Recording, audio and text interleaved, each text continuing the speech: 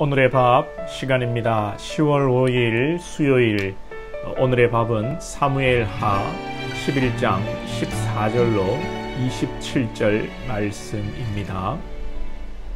아침이 되매 다윗이 편지를 써서 우리아의 손에 들려 요압에게 보내니 그 편지에 써서 이르기를 너희가 우리아를 맹렬한 싸움에 앞세워두고 너희는 뒤로 물러가서 그로 맞아 죽게 하라 하였더라. 요압이 그 성을 살펴 용사들이 있는 것을 아는 그곳에 우리아를 두니 그 성 사람들이 나와서 요압과 더불어 싸울 때에 다윗의 부하 중 몇 사람이 엎드러지고 햇사람 우리아도 죽으니라. 요압이 사람을 보내 그 전쟁의 모든 일을 다윗에게 보고할세 그 전령에게 명령하여 이르되 전쟁의 모든 일을 내가 왕께 보고하기를 마친 후에 혹시 왕이 노하여 내게 말씀하기를 너희가 어찌하여 성에 그처럼 가까이 가서 싸웠느냐? 그들이 성 위에서 쏠 줄을 알지 못하였느냐? 여롯베셋의 아들 아비멜렉을 쳐 죽인 자가 누구냐? 여인 하나가 성에서 맷돌 윗짝을 그 위에 던지매 그가 데베스에서 죽지 아니하였느냐? 어찌하여 성에 가까이 갔더냐 하시거든 네가 말하기를 왕의 종 햇사람 우리아도 죽었나이다 하라. 전령이 가서 다윗에게 이르러 요압이 그를 보낸 모든 일을 다윗에게 아뢰어 이르되 그 사람들이 우리보다 우세하여 우리를 향하여 들러 나오므로 우리가 그들을 쳐서 성문 어기까지 미쳤더니 활 쏘는 자들이 성 위에서 왕의 부하들을 향하여 쏘매 왕의 부하 중 몇 사람이 죽고 왕의 종 햇사람 우리아도 죽었나이다 하니 다윗이 전령에게 이르되 너는 요압에게 이같이 말하기를 이 일로 걱정하지 말라. 칼은 이 사람이나 저 사람이나 삼키느니라. 그 성을 향하여 더욱 힘써 싸워 함락시키라 하여 너는 그를 담대하게 하라. 하니라. 우리아의 아내는 그 남편 우리아가 죽었음을 듣고 그의 남편을 위하여 소리내어 우니라. 그 장례를 마침에 다윗이 사람을 보내 그를 왕궁으로 데려오니 그가 그의 아내가 되어 그에게 아들을 낳으니라. 다윗이 행한 그 일이 여호와 보시기에 악하였더라. 소천 광고 드립니다. 이충섭 집사님 모친 되시고 김영인 집사님 시모께서 월요일에 소천하셨습니다. 교회에서는 어제 조문 신방을 하였고요. 오늘 오전에 발인이 있겠습니다. 여러분들 또 위로의 교제를 나누어 주시기를 부탁드립니다. 자, 화요일 말씀의 순서상 내용은 우리가 잘 아는 다윗의 간음 사건입니다. 전쟁 중에 다윗은 업무가 많았는지 아니면 이제 나라가 부강하여 좀 전쟁에 출정하지 않은 것인지 잘은 모르겠습니다만 왕궁에서 잘 시간이 아닌데 오후에 낮잠을 잠시 청한 것 같고 저녁에 깨어 옥상을 거닐다가 밧세바를 보고 데리고 와서 간음을 하고 임신까지 하게 됩니다. 그리고 전쟁터에 있는 밧세바의 남편 우리아를 불러 휴가를 주고 다윗이 임신시켰다는 것을 은폐하려 합니다. 그러나 우리아는 전쟁 중에 동료들이 병사들이 힘겹게 싸우고 있는데 집에 가서 편히 잘 수 없다고 왕궁 근처에서 노숙을 하게 됩니다. 심지어 다윗이 계획적으로 술을 먹여 집에 가게 유도해도 끝까지 우국충정으로 집에를 가지 않습니다. 그리고 오늘 본문의 내용과 이제 연결이 됩니다. 우리아가 전쟁터에 있는데 다윗은 요압에게 편지를 보내어 우리아를 험지에 보내어 죽게 만들라고 합니다. 요압은 영문도 모른 채 요압을 죽게 만듭니다. 이 과정에서 이스라엘도 인명 피해를 보게 되는데 다윗은 전술에서 실패하고 병사들이 죽은 것에 대해서 질책도 하지 않고 우리아가 죽었다는 소식에 안도하며 이 고대 속담 칼은 이 사람이나 저 사람이나 삼키느니라 라는 말로 여유를 보여줍니다. 인간이 자신이 이 허물을 감출 수 있다고 생각하고 점점 더 큰 죄를 범하게 되는 그림을 오늘 우리는 보게 됩니다. 간음하고 이를 숨기기 위해 결국은 살인까지 저지르는 그림입니다. 다윗에게 우리는 실망감을 감출 수가 없습니다.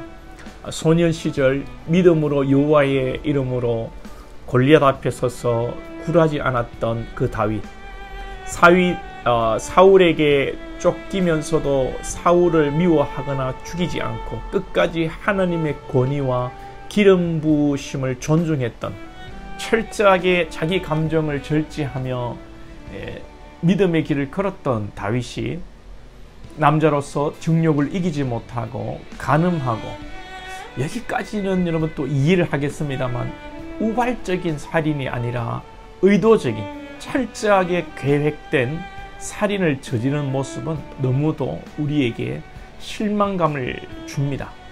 그런데 이 모습이 나의 모습, 우리의 모습입니다. 다윗을 비난하고 실망하면서 금방 우리는 나의 모습을 돌아보고 깨달을 수 있기를 여러분 축복합니다. 보통 사람들이 자신의 죄를 모릅니다. 늘 자기는 잘하고 있다 생각하고 남을 가르치려고 하고 자꾸 지적하려고 합니다. 자기는 너무도 괜찮은 사람으로 착각하고 살아갑니다.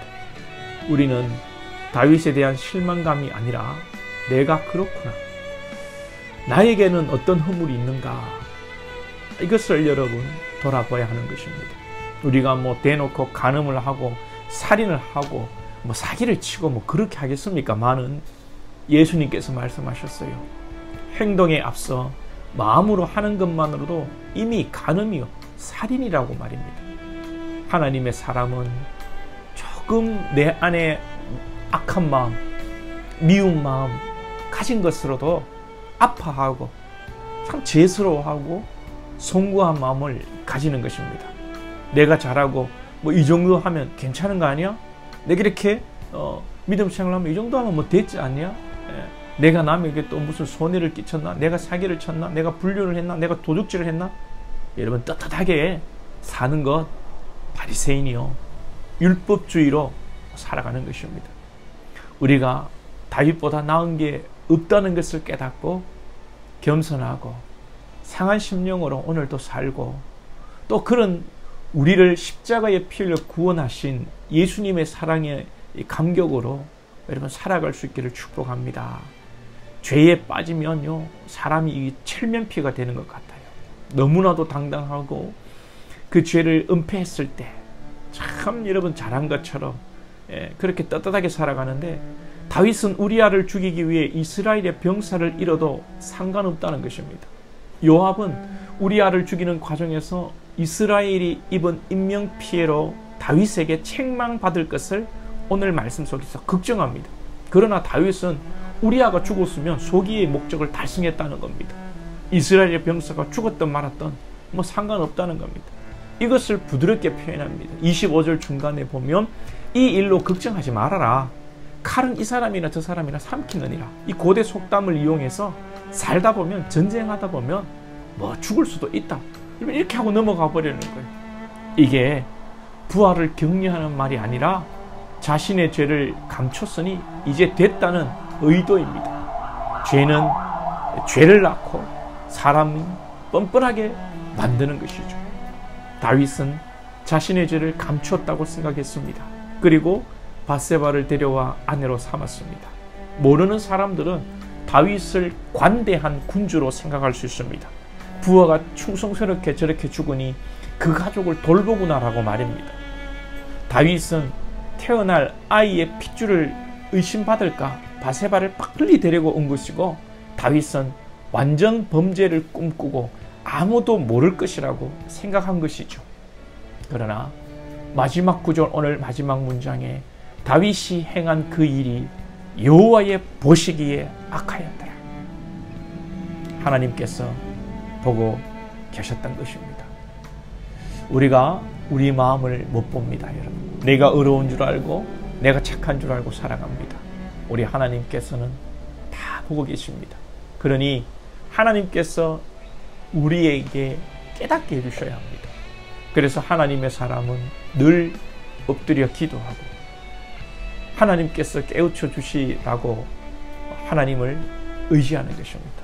오늘도 주님과 함께 하시고 성령님의 인도를 받으시고 늘 자신을 깨닫고 겸손히 살아가시는 여러분 되시기를 축복합니다. 기도드리겠습니다. 하나님 아버지, 어쩌다가 다윗이 한 번의 실수가 아니라 아주 계획적인 살인까지 이렇게 아버지 나아가 버렸는지 참 마음이 씁쓸합니다. 그러나 이 모습이 나의 모습인 줄 알고 늘 겸손하게 하나님 앞에 부지 중에 나의 허물과 죄가 있는 것은 아닌지 돌아보게 하시고, 우리 예수님께서 마음으로만으로도 살인이요 간음이라고 하신 하나님의 뜻을 깨닫게 하시고 겸손히 늘 주님 앞에 살아가는 저희들 되게 하여 주시옵소서. 우리의 죄와 허물로 아파하고 부끄러워하고 송구하게 생각하게 하시고, 또한 그런 우리를 예수 십자가의 보혈의 은혜로 구원하신 그 은혜에 감격하여 또 하나님 한편으로 기쁨과 감사함으로 살아갈 수 있는 저희들 되게 하여 주옵소서. 예수님의 이름으로 기도하옵나이다. 아멘.